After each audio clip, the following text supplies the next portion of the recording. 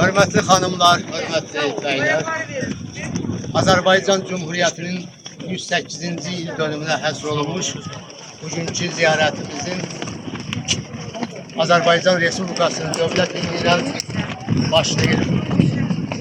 Azərbaycan, Azərbaycan, ey qəhrəman övladın şanlı rəhbəri, səndən ötürü qan verməyə cümlə hazır, səndən ötürü qan dökməyə cümlə qadir, Hüseyni bayrağında məsul yaşa, Hüseyni bayrağında məsul yaşa, millətlərə can qurban olduq, sinələrdə meydan olduq, hüququndan keçən əsər, hələ bir qəhrəman olduq. Sən olasan Gürcistan, sənə hər andan qurban, sənin bir məhəbbət, sinəndə tutmuş məkan, namusunu hiss etməyə, bayrağını yükseltməyə, namusunu hiss etməyə, güldən müştaqdır. Şanlı vətən, Azərbaycan, Azərbaycan, Azərbaycan,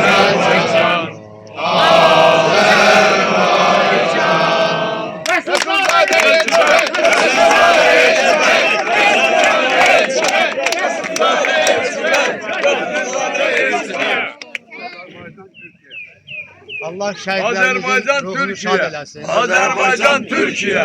Azərbaycan Türkiyə. Azərbaycan Türkiyə. Azərbaycan Türkiyə. Azərbaycan Türkiyə. Eşq olsun Əlibəylər.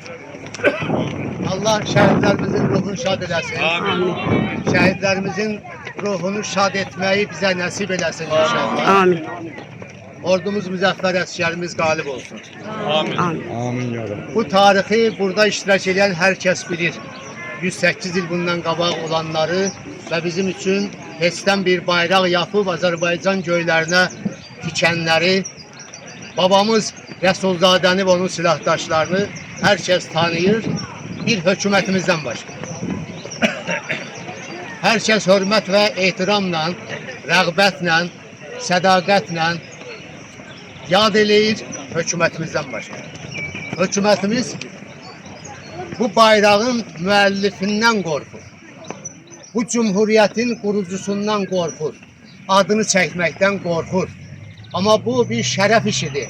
Əslində bundan şərəflənməlidir. Hökumətimiz də ehtiyatlanmamalıdır. Nə üçün?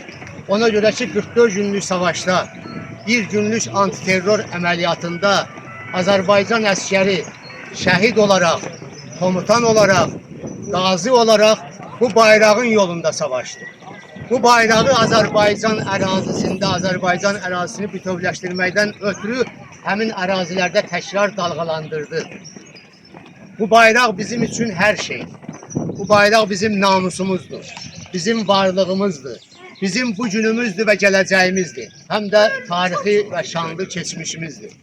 Ona görə də bu bayrağın yolunda, bu bayrağın kölgəsində, bu bayraq uğrunda savaşanların nəsibi həmişə saadət olacaq.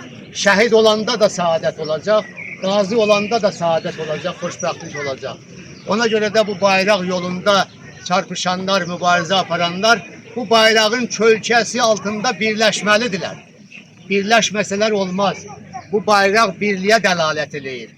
Bu bayrağın kölgəsinin hesabına, bu bayrağın birliyinin hesabına biz təkrar Azərbaycan torpaqlarını azad elədik. Bu bayrağın qiymətini hər birimiz bilməlidir. Təkcə o ancaq və ancaq elə kabinetlərimizdə, başımızın üstündə, bayramlarda və digər tədbirlərdə dalğalanmalı deyil. Bu bayraq necə Rəsulzadənin buyurduğu vardı ki, bugün edən bu bayraq Azərbaycan gəncinin qəlbinə inir dedi 28 apreldə. Ama bu bayraq tekrar 71 ildən sonra yenə də qalxdı. Bu bayrağın altında rüşvət almaq olmaz. Bu bayrağın altında pis iş görmək olmaz. Bu bayrağın altında ancaq namusla, qeyrətlə, sədaqətlə, şərəflə fəaliyyət göstərmək olar. Bu bayraq belə müqəddəs bayraqdır. Təbii ki, bütün insanların qurduqları dövlətlərin bayraqları özləri üçün müqəddəsdir. Amma öz bayrağına hörmət eləyən hətta düşmən bayrağına da hörmət eləyir. Nə üçün? O da bir qrup insanın bayrağıdır. Onun üçün də bizim bayrağımızın müəlliflərinə, Əli bəy Hüseynzadəyə, Məhəmməd Əmin Rəsulzadəyə, onun silahdaşlarına bizim hörmət borcumuz var. Bizim minnət borcumuz var. Bizim bir şərəf